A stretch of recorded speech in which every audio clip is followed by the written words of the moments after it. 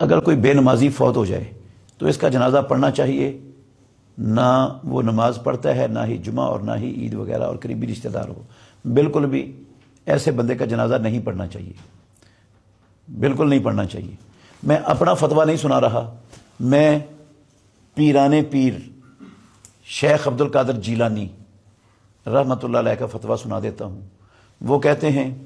کہ بے نماز مر جائے تو اس کو غسل بھی نہیں دینا، کفن بھی نہیں پہنانا،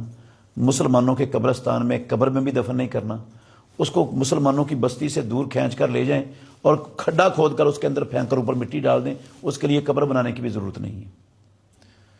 تو جنازہ ہوتا ہے مسلمان کے لیے بخشش کی دعا کرنے کے لیے، یہ ایمان والا ہے ہی نہیں، مسلمان برادری سے ہی خارج ہے، تو اس کا جنازہ پڑھنا کیسے جائز ہو جائے گا ایسے بندے کا؟ بالکل نہیں پڑھنا جائز، جو اسی حالت میں بے نمازی کی حالت میں بغیر توبہ کے مر گیا ہے۔